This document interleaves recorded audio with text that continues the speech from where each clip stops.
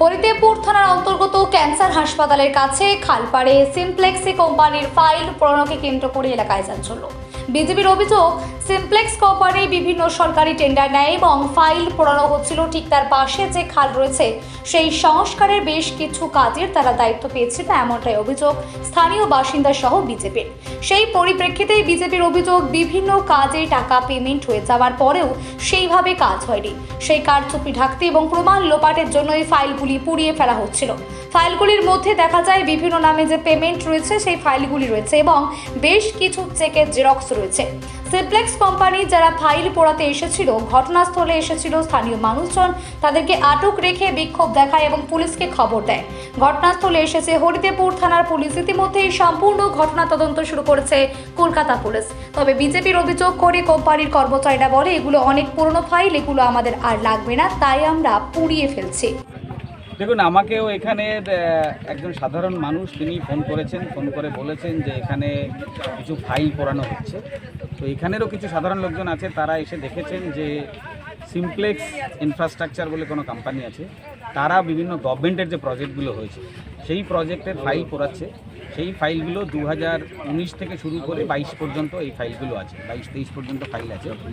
এবং একটা আছে সেটাতে একবারে পুরো কম্পাইল করা আছে যে কত কত ফাইল, কোন কোন ফাইল আছে, সব কিছু রয়েছে এখানে। এই ফাইলগুলো তো ডিটেলস আমরা ভিতরে ঢুকিনি, বাট কিছু ফাইল যেগুলো উপরে আছে, আরও বেশ কয়েকটা বস্তাতেও রয়েছে, যেগুলো উপরে আছে সেগুলোতে দেখা যাচ্ছে যে সেখানে অনেক ক্যাশ ভাউচার রয়েছে। সিমপ্লেক্সের মতো একটা কোম্পানি ক্যাশ ভাউচার, এত এত এত ক্যাশ ভাউচার, এটা একটুখানি কেমন মনে হয়, কারণ জিএসটি রুল যেটা রয়েছে সেই রুলের এটা একদম পরিপন্থী, রুলের অ্যাগেনস্টে এইভাবে ক্যাশ পেমেন্ট করতে পারে না। এবং ইনিশিয়াল স্টেজ আমাকে একজন বললেন, যারা পোড়াতে এসেছেন তারা বলছেন যে কাউন্সিলরকে ডাক দিয়ে নিজেদের মধ্যে কথা হচ্ছিল। তো যেহেতু এটা এই সোয়ারেজ প্রজেক্ট যেটা আছে এই প্রজেক্টের সঙ্গে যুক্ত, হতে পারে কোনো কিছু, সেটা এখন পুলিশ প্রশাসন এসছে, তারা তদন্ত করবে, বিষয়টা তাদের হাতেই।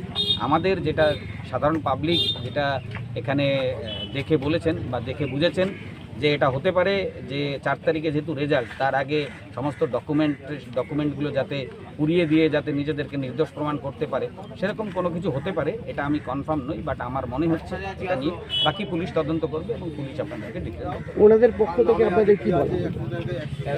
আমাদের এখানে যারা রয়েছে বা সাধারণ পাবলিক যারা রয়েছে তাদের বক্তব্য হচ্ছে যে এটা আমরা এক্ষুনি পুলিশের হাতে ছাড়বো না, কারণ এখানে মানুষ ডাউট করছে যে এটা আমরা পুলিশের হাতে ছেড়ে দেওয়া মানে, এখনও যেহেতু তৃণমূলের আন্ডারে আছে তাই নিজেদের মধ্যে বসে একটা রফা করে ফেললে আর এর কোনো বিষয়গুলো হবে না। তাই তারা বসে আছে যে ঊর্ধ্বতন কর্তৃপক্ষ দুপক্ষেরই আসতে হবে, ইনফ্রাস্ট্রাকচারেরও আসবে এবং পুলিশেরও ঊর্ধ্বতন কর্তৃপক্ষ এসে এখানে বসে এফআইআর, তাদের নামে এফআইআর করলে পরে তারপরে বিষয়টা তারা এখান দিয়ে ফাইলগুলো ছাড়বে। যেহেতু কাগজ দেখলেন সবই কি সিমপ্লেক্সের?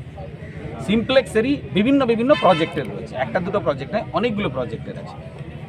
সিমপ্লেক্সের পক্ষ থেকে আপনাদের কি জানালো? সিমপ্লেক্সের একটাই বক্তব্য যে এটা অনেক পুরনো পেপার এবং অ্যাডিশনাল পেপার।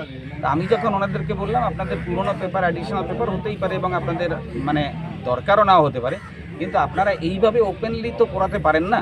ওপেনলি পোড়ানো মানে সাধারণ পাবলিকের মনে একটা কোশ্চেন জাগতেই পারে।